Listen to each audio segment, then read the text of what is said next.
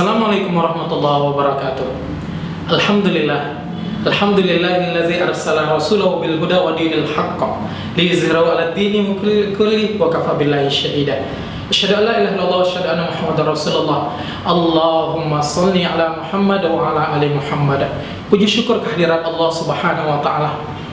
Salawat beriring salam atas junjungan kita Nabi Muhammad sallallahu alaihi wasallam. Perkenalkan, nama saya Muhammad Rashid Ridha MPDI. Pada hari ini kita mempelajari tentang Khulafaur Rasyidin, yaitu materi pendidikan agama Islam di kelas 7. Untuk memulai pembelajaran kita pada hari ini, marilah kita bersama-sama mengucapkan basmalah. Bismillahirrahmanirrahim. Materi kita pada hari ini yaitu Khulafaur Rasyidin. Bagaimana tentang sejarah perjuangan Khulafaur Rasyidin? Sebelum mengembangkan sejarah, arti dari sejarah Khulafaur Rasyidin, kita akan memberikan apa arti Khulafaur Rasyidin. Khulafaur Rasyidin dibagi atas dua kalimat, dua kata. Yang pertama adalah Al-Khulafa, yang kedua adalah Rasyidin. Khulafa yaitu jamak dari kata khalifah, artinya adalah pemimpin. Sedangkan Ar-Rasyidin ini adalah artinya mendapat petunjuk. Bisa jadi juga dengan cerdas, bisa jadi juga menjadi arif bijaksana. Dapat kita simpulkan bahwasanya Khulafaur Rasyidin adalah seorang pemimpin yang ditunjuk oleh Rasulullah SAW sebagai pengganti Nabi, yang mempunyai bijaksana, mempunyai kecerdasan, yang memiliki sifat arif dan bijaksana di dalam pemimpinnya. Adapun 4 Khulafaur Rasyidin tersebut adalah sahabat terdekat Nabi. Yang pertama adalah Abu Bakar, yang kedua adalah Umar bin Khattab, yang ketiga adalah Utsman ibnu Affan, dan yang keempat adalah Ali bin Abi Thalib. Yang pertama adalah Khalifah Abu Bakar As-Siddiq. Abu Bakar As-Siddiq asal kata namanya sebelum menjadi Islam adalah Abdul Ka'bah. Abdul Ka'bah ini adalah nama dari Abu Bakar As-Siddiq, atau disebut juga dengan Abi Quhafa At-Tamimi. Akan tetapi ketika sudah masuk Islam, maka Rasulullah SAW merubah namanya menjadi Abu Bakar As-Siddiq. Kenapa As-Siddiq? Ini adalah salah satu gelar yang diberi oleh Rasulullah SAW karena sahabat Abu Bakar, yaitu merekalah yang pertama kali bahwasanya membenarkan peristiwa Isra wal Mi'raj Nabi Muhammad sallallahu alaihi wasallam. Makanya Khalifah Abu Bakar ketika itu dipilih Rasulullah sebagai khalifah, sebagai contoh atau penerus dari Nabi. Ketika Nabi Muhammad sallallahu alaihi wasallam peristiwanya pada salat subuh, ketika itu Nabi Muhammad sallallahu alaihi wasallam sakit, kemudian Rasulullah menyuruh Abu Bakar As-Siddiq untuk menjadi imam. Inilah makanya dikumpulkan beberapa sahabat untuk siapa penerus pengganti Nabi. Makanya itu mereka bermusyawarah dan terpilihlah Abu Bakar As-Siddiq menjadi Khalifah Ar-Rasyidin dari 11 Hijriah sampai 13 Hijriah, yaitu selama 2 tahun. Untuk itu, bagaimana prestasi Abu Bakar As-Siddiq yang diraihnya selama 2 tahun?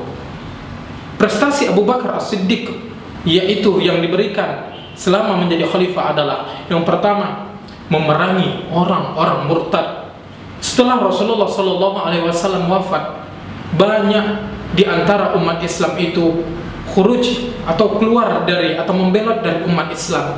Makanya di sini adalah Khalifah Abu Bakar As-Siddiq sebagai khalifah, yaitu yang bijaksana, yang kita melihatnya bahwasanya adalah Khalifah Abu Bakar As-Siddiq ini adalah lemah lembut, mengajak lagi, mengumpulkan umat Islam untuk menjadi bersatu kembali. Jadi ketika orang Khawarij keluar dari Islam, mereka Abu Bakar As-Siddiq beserta umat Islam lainnya adalah memerangi orang-orang murtad dan mengajak lagi, memberikan dakwah lagi kepada mereka agar mereka selalu untuk cinta kepada Islam dan masuk ke dalam Islam sesuai apa yang diajarkan oleh Rasulullah SAW. Selanjutnya adalah ketika Rasulullah SAW wafat, mulailah muncul nabi-nabi palsu. Di antaranya adalah Musailamah al-Kazzab. Ini adalah salah satu peristiwa yang sangat penting, yang dimana Khalifah Abu Bakar As-Siddiq beserta sahabat-sahabat Rasulullah lainnya memerangi nabi palsu, sehingga ketika itu Musailamah al-Kazzab dikalahkan oleh umat Islam yang dipimpin oleh Khalifah Abu Bakar As-Siddiq. Yang ketiga adalah pengumpulan penulisan ayat-ayat Al-Quranul Karim, di mana kita mengetahui bahwasanya Al-Quranul Karim ketika itu yaitu tertulis baik itu di kulit maupun di kertas, ini semua akan dikumpulkan oleh pada masa Khalifah Abu Bakar atas yang namanya persetujuan dari sahabat-sahabat yang lain, termasuk Umar ibn al-Khattab ingin merencanakan bahwasanya mushaf-mushaf semua itu akan dijadikan satu menjadi mushaf Al-Quranul Karim. Makanya dari zaman Abu Bakar sudah merencanakan pengumpulan dan penulisan ayat Al-Quran agar menjadi satu. Yang selanjutnya adalah memperluas wilayah Islam. Begitulah Abu Bakar As-Siddiq. Mereka memiliki keteladanan yang sangat disukai oleh umat Islam. Di antaranya adalah Abu Bakar As-Siddiq itu adalah yang pertama sangat tulus, ikhlas dalam menjalani kepemimpinan. Yang kedua adalah sahabat Abu Bakar As-Siddiq adalah penolong bagi kaum-kaum yang tertindas. Di antaranya kita pernah melihat bahwasanya Bilal bin Rabah, ketika Rasulullah SAW sama Bilal bin Rabah masuk dalam Islam, Bilal bin Rabah disiksa oleh kafir Quraisy. Tetapi apa? Abu Bakar As-Siddiq menolong mereka dan membebaskan mereka dari yang namanya budak menjadi hamba sahaya. Selanjutnya adalah Abu Bakar As-Siddiq adalah rendah hati. Walaupun kita melihat adalah Abu Bakar As-Siddiq adalah orang yang sangat kaya, tetapi ketika itu masuk dalam Islam, dia memiliki rendah hati, tidak sombong, sederhana, dan selalu menolong orang-orang yang berada di sekitar sisinya, termasuklah masyarakat yang mereka pimpin. Itulah Abu Bakar As-Siddiq. Makanya di sini anak-anak semuanya, mari kita tanamkan di dalam diri kita untuk menjadi seseorang yang berendah hati di dalam diri kita, menjadi akhlakul karimah. Itu yang pertama, Abu Bakar As-Siddiq. Yang kedua adalah Umar ibn al-Khattab. Dia sangat membenci Rasulullah. Kenapa? Karena Rasulullah yang diajarkannya itu tidak sesuai dengan nenek moyang mereka. Tetapi apa? Ketika itu Allah memberikan hidayah kepada Umar bin Khattab, sehingga Rasulullah memberi gelarnya, yaitu adalah Al-Faruq. Apa itu Al-Faruq? Al-Faruq adalah dia bisa membedakan mana yang baik dan mana yang buruk. Bagaimana sifat Umar ibn al-Khattab? Umar ibn al-Khattab boleh kita kenal, yaitu pertama adalah ketegasan mereka sebagai pemimpin, keberanian dia menyampaikan kebenaran. Itulah yang harus kita sampaikan. Kenapa? Ketika hak mana yang benar, mana yang batil disampaikan Umar bin Khattab. Yang kedua, Umar bin Khattab itu adalah suka bermusyawarah, bijaksana dalam mengambil keputusan. Itu sangat kita lihat di dalam sejarah-sejarah. Bahkan kita melihat di dalam televisi, ada film Umar ibn al-Khattab ketika saat bulan Ramadan. Itu bisa kita ambil bagaimana teladan-teladan Umar ibn al-Khattab. Termasuk adalah bersikap adil. Kalau kita melihat sekarang adalah turun ke bawah, melihat bagaimana masyarakatnya ada yang tidak makan. Bahkan Umar bin Khattab merasa bersalah dirinya, sehingga Umar bin Khattab melihat ada seorang ibu dan anak sedang merebus air. Kemudian Umar bin Khattab mengatakan, "Wahai ibu, apakah tidak ada gandum?" Karena gandum adalah makanan dari Saudi Arabia. Apa katanya? Itulah Umar bin Khattab, pemimpin sekarang ini tidak memperdulikan yang namanya masyarakat atau umat. Lihat saya merebus batu sehingga anak saya tertidur. Menangis Umar bin Khattab bersama pengawalnya.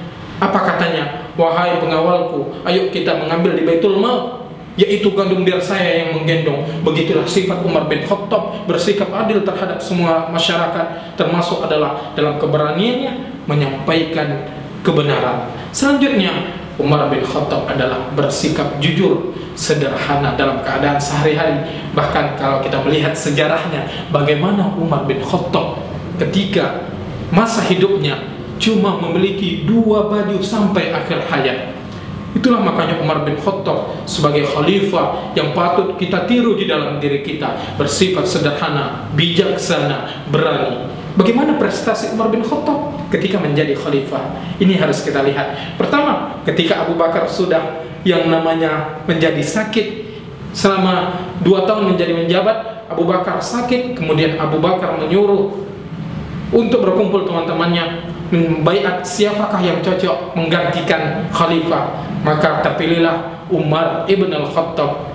Ketika itu prestasi-prestasi Umar bin Khattab selama lebih kurang 10 tahun menjadi khalifah, itu banyak melakukan prestasi. Yang pertama yang sudah dilanjutkan dari Abu Bakar, yaitu mengumpulkan mushaf menjadi satu, dan pada zaman Umar ibn al-Khattab Al-Quran itu menjadi satu mushaf. Inilah yang dicita-citakan oleh sahabat Rasulullah agar yang namanya Al-Quran itu tidak hilang. Kenapa? Karena pada saat itu para sahabat banyak gugur di medan perang, sehingga takut ketika itu banyak penghafal Al-Quran hilang begitu saja. Makanya dikumpulkan, Al-Quran itu menjadi satu mushaf. Yang kedua adalah bagaimana prestasi Umar bin Khattab saat menjadi khalifah, yaitu adalah menetapkan penanggalan kalender Hijriyah. Kalender Hijriyah pertama kali itu ditetapkan oleh Umar bin Khattab, sehingga sampai kita sekarang merasakan bagaimana kalender Hijriyah. Umar berpikir bahwasanya kita umat Islam tidak boleh sama dengan yang namanya selain Islam. Makanya umat Islam pada saat itu, Umar bin Khattab beserta sahabat-sahabat yang lain memiliki kecerdasan intelektual, itu membuat yang namanya kalender Hijriyah. Selanjutnya adalah yang namanya Umar ibn al-Khattab memberikan prestasi ketika menjadi khalifah, yaitu membuat namanya Baitul Mal, rumah harta, di mana ketika itu orang-orang mukmin, orang-orang beriman, orang-orang Islam ketika mau berzakat, berinfak, sedekah, itu ada Baitul Mal.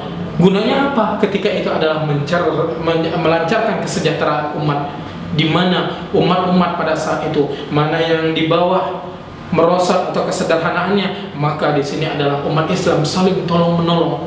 Begitulah sifat Umar ibn al-Khattab, pemimpin yang sangat bijaksana, pemimpin yang sangat keras di dalam kebenaran, dan sangat peduli terhadap masyarakat, termasuk umat-umat Islam yang berada di sekitar mereka. Satu lagi yang paling terkenal adalah ketika masa Khalifah Umar ibn al-Khattab, Umar ibn al-Khattab mengunjungi Masjidil Aqsa, di mana Nabi Muhammad SAW Isra wal Mi'raj. Ketika itu dikumpulkanlah pemimpin yang ada di daerah Palestina untuk dibuat menjadi masjid, yaitu dibaguskan lagi Masjidil Aqsa, tempat Rasulullah berangkat dari yang namanya Masjidil Aqsa menuju yang namanya Sidratul Muntaha. Itulah prestasi-prestasi yang banyak dilakukan para sahabat. Adapun yang ketiga adalah Utsman ibnu Affan. Kita melihat Utsman ibnu Affan itu menjadi khalifah selama 12 tahun, 23 Hijriah sampai 35 Hijriah. Utsman ibnu Affan itu mendapat gelar dari Rasulullah adalah Zun Nurain, yaitu memiliki 2 istri dari anak Rasulullah. Yang pertama adalah Ummu Kulsum, yang mana Ummu Kulsum ketika itu meninggal digantikan sama saudaranya, yaitu adalah Ruqayyah. Kalau kita melihat bagaimana sifat Utsman ibnu Affan di dalam memimpin Khalifah Ar-Rasyidin sebagai pengganti Umar ibn al-Khattab, ketika itu Umar ibn al-Khattab ketika sholat subuh tiba-tiba menjadi imam, ada yang menusuk Umar ibn al-Khattab, yaitu bernama Abu Lu'lu'ah, yang mana ketika itu saat itu Umar bin Khattab merasa sakit dan beberapa hari dalam keadaan demam. Maka saat itu Umar ibn al-Khattab mengumpulkan para sahabat, atau disebut dengan Dewan Syuro. Ada lebih kurang 6 sahabat yang kita mengetahui bahwasanya ketika itu dikumpulkan, bermusyawarah para sahabat siapa yang cocok menjadi pemimpin Umar ibn al-Khattab, karena Umar ibn al-Khattab dalam keadaan sakit ditusuk dengan pisau, yaitu dengan Abu Lu'lu'ah. Maka ketika itu bermusyawarah sahabat, dipilihlah Utsman ibnu Affan yang cocok menjadi pengganti khalifah setelah Umar ibn al-Khattab. Bagaimana Utsman ibnu Affan menjadi khalifah? Ini sebelumnya kita melihat bagaimana sifat akhlak Utsman ibnu Affan. Utsman ibnu Affan itu terkenal sangat kaya, dia sangat bersahabat dengan Abu Bakar. Sebelum masuk Islam, Utsman ibnu Affan, Abu Bakar adalah salah satu seorang pedagang yang sangat kaya. Utsman ibnu Affan ini adalah keturunan dari yang namanya Umayyah.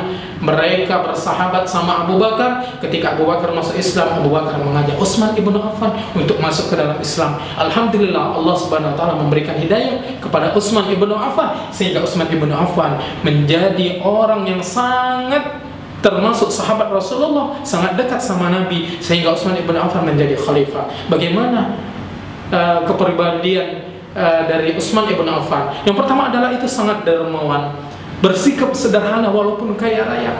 Kita mengetahui bahwasanya ketika di Madinah ada namanya sumur Well of Utsman, dulu adalah Well of Ruma, di mana ketika orang-orang Madinah sangat kehausan, tetapi tiba-tiba datang Utsman ibnu Affan sebagai pemimpin khalifah, dibelinya lah yang namanya Well of Ruma tadi, yaitu sumur dari rumah tadi.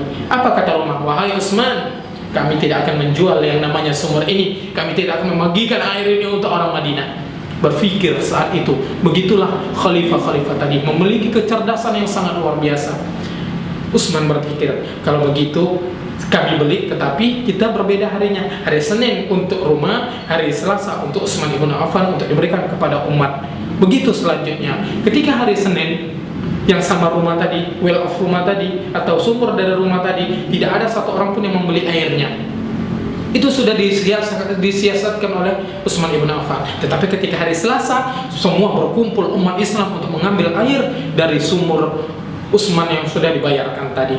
Begitulah selanjutnya, akhirnya rumah sendiri merasa dia tidak apalagi, sehingga dia menjumpai Utsman ibnu Affan untuk menjual sumurnya tadi. Sehingga alhamdulillah Well of Utsman terkenal sampai sekarang, bahwasanya kekayaan Utsman ibnu Affan sudah ada di Bank of Saudi Arabia, sampai sekarang masih mencucur dana Utsman ibnu Affan. Begitulah Utsman ibnu Affan sangat dermawan, membantu umat. Bagaimana umat itu agar supaya mereka semuanya sejahtera. Bagaimana prestasi Utsman ibnu Affan ketika menjabat menjadi Khalifah Rasyidin? Yang pertama adalah memperluas wilayah Islam. Itu sudah pasti, karena setiap khalifah pasti memperluas wilayah Islam, karena menyampaikan bagaimana risalah-risalah Islam sesuai apa yang diperintahkan oleh Rasulullah dan Allah Subhanahu wa taala. Yang kedua adalah membangun angkatan laut.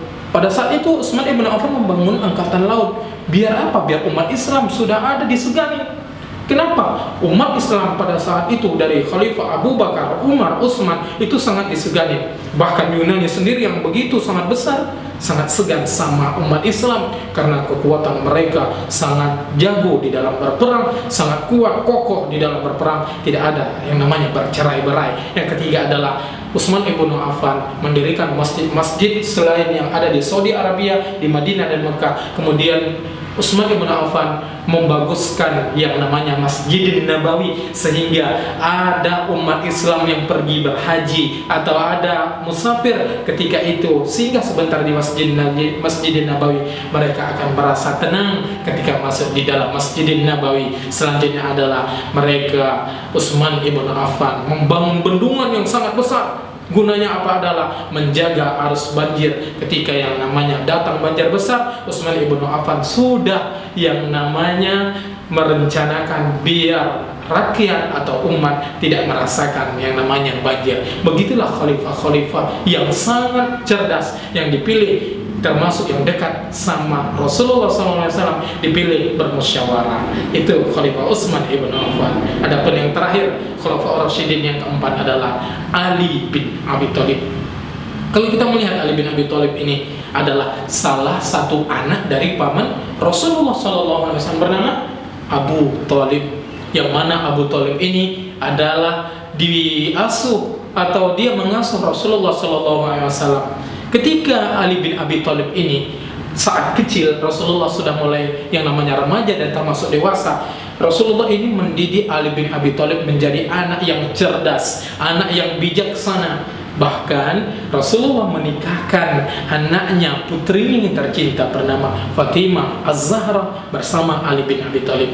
Makanya kalau kita melihat Ali bin Abi Thalib adalah as-sabiqun al-awwalun, orang yang pertama kali masuk Islam dalam pihak anak-anak. Makanya Ali bin Abi Thalib ini adalah salah satu sepupu Nabi yang sangat dicintai oleh Nabi. Bahkan kalau kita melihat masih anak kecil sudah memeluk di dalam Islam. Bagaimana kepribadian Ali bin Abi Thalib? Ini yang harus kita tanamkan di dalam diri kita anak-anak semua. Yang pertama adalah Ali bin Abi Thalib itu adalah sifatnya sangat jujur. Bagaimana kalau kita melihat kejujuran yang namanya Ali bin Abi Thalib itu tidak disangka-sangkakan lagi bahwasanya Khalifah Ali bin Abi Thalib itu sangat jujur, sangat cinta kepada istrinya, bahkan sangat mencintai umatnya. Yang kedua adalah dia terkenal sebagai panglima perang, pemberani dan perkasa dari zaman Rasulullah, Abu Bakar, Umar, Utsman, dan saat itu menjadi pemimpin perang, yaitu Ali bin Abi Thalib pada saat menjadi khalifah, dia termasuk menjadi pemimpin perang. Dia termasuk adalah orang yang cerdas dan pandai, tabah dalam menghadapi semua masalah. Kalau kita lihat bagaimana Ali bin Abi Thalib ketika sama Fatimah, pulang Ali bin Abi Thalib, dilihatnya, wahai Fatimah, apakah ada makanan? Ternyata apa kata Fatimah? Wahai suamiku tercinta, tidak ada makanan. Tidak apa-apa Fatimah.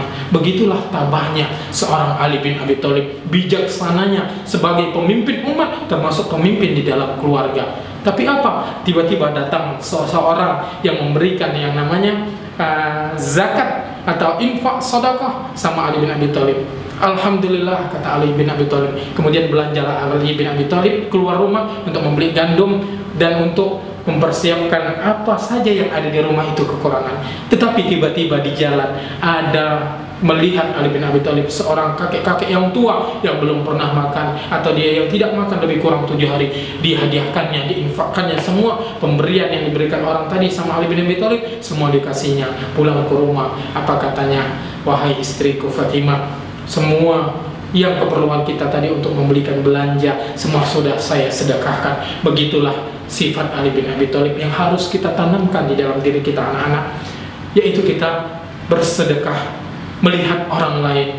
Inilah sifat-sifat Ali bin Abi Thalib. Bagaimana dengan prestasi Ali bin Abi Thalib? Lihat yang pertama, membangun kota Kufah itu menjadi pusat pemerintahan yang baru, menjadikannya pusat pemerintahan yang sebagai pusat pemerintahan yang sangat terdepan, yaitu pada saat masa Khalifah Ali bin Abi Thalib. Yang kedua adalah mengembangkan ilmu pengetahuan, terutama adalah ilmu nahwu. Gunanya sebenarnya apa? Supaya bisa umat Islam meluruskan bacaan-bacaan Al-Quran dan bisa memahami terhadap Al-Quran dan hadis, apa yang diberikan oleh Allah, diturunkan oleh Allah, Al-Quran dan hadis yang diberikan oleh Rasulullah SAW, agar mudah umat Islam yaitu memahaminya. Yang ketiga adalah selanjutnya mengganti gubernur wilayah Islam, di mana sebelum Utsman ibn Affan wafat, ketika itu Utsman ibn Affan kena fitnah sesama umat Islam, tetapi orang Yahudi yang pura-pura masuk Islam. Akhirnya apa? Utsman ibn Affan terbunuh. Padahal Ali bin Abi Thalib sudah mengajak cucu Rasulullah atau anaknya Fatimah Az-Zahra dan Ali bin Thalib, Hasan dan Husain. Wahai Hasan dan Husain, pergilah datang ke rumah paman Utsman ibn Affan, selamatkan dia dari fitnah. Tetapi apa? Wallahu a'lam, ketika itu datanglah segerombolan umat Islam yang mengatakan Islam, padahal dia sudah memfitnah Utsman ibn Affan sehingga Utsman ibn Affan terbunuh pada saat itu. Kemudian dikumpulkan lagi umat Islam, siapa yang menjadi pengganti Utsman ibn Affan? Itulah Ali bin Abi Thalib yang sangat cerdas, pintar, bijaksana kepada umat. Itulah pembelajaran kita pada hari ini. Mudah-mudahan ketika kita mempelajari tentang Khulafaur Rasyidin ini dari Abu Bakar, Umar, Utsman dan Ali, kita dapat memahaminya dan dapat kita bisa mengamalkannya. Nah, semuanya menjadi siswa yang jujur, bijaksana, pintar, cerdas. Satu lagi adalah cinta terhadap sesama umat Islam. Mari kita jadikan umat Islam ini menjadi umat yang terdepan, menjadi Islam yang cerdas secara kafah, dan mari kita menjaga persatuan umat Islam. Jangan kita mudah dicerai-berai. Demikianlah yang dapat Bapak sampaikan. Mudah-mudahan Allah Subhanahu wa taala menambahkan iman dan takwa kita. Allahumma amin ya rabbal alamin. Demikian yang dapat Bapak sampaikan tentang pembelajaran kita Khulafaur Rasyidin. Mana tahu ada anak-anak kita, anak-anak Bapak yang di sini mau bertanya mengenai tentang Khulafaur Rasyidin, kita akan sharing di bawah tuliskan pertanyaan kolom komentar mengenai tentang pembelajaran kita. Insya Allah Bapak akan mencari dari mana bukunya terdapat, termasuk dari ulama-ulama yang ada yang akan mempelajari tentang sejarah-sejarah. Demikian yang dapat Bapak sampaikan. Kepada Allah Bapak mohon ampun, kepada semua Bapak mohon maaf jika ada kata-kata yang salah. Wassalamualaikum warahmatullahi wabarakatuh. Alhamdulillah, kita sudah mempelajari materi kita pada hari ini tentang sejarah perjuangan Khulafaur Rasyidin. Mari kita tanamkan di dalam diri kita menjadi anak-anak yang selalu menanamkan sifat akhlakul karimah seperti apa yang ditunjukkan oleh Khulafaur Rasyidin dari Abu Bakar, Umar, Utsman, dan Ali. Mari kita tutup pelajaran kita pada hari ini dengan mengucapkan hamdalah, alhamdulillahirabbil alamin. Kita tutup dengan subhanakallahumma wa bihamdik asyhadu an la ilaha illa anta astaghfiruka wa atubu ilaik. Terima kasih telah menonton video ini. Silahkan kalian like, komen, dan subscribe, serta kalian bagikan kepada teman-teman kalian. Mudah-mudahan video kita ini dapat berguna dan bermanfaat sehingga bisa kita dapat mempelajari tentang sejarah-sejarah yang ada pada zaman Rasulullah SAW beserta sahabat. Demikian, wassalamualaikum warahmatullahi wabarakatuh.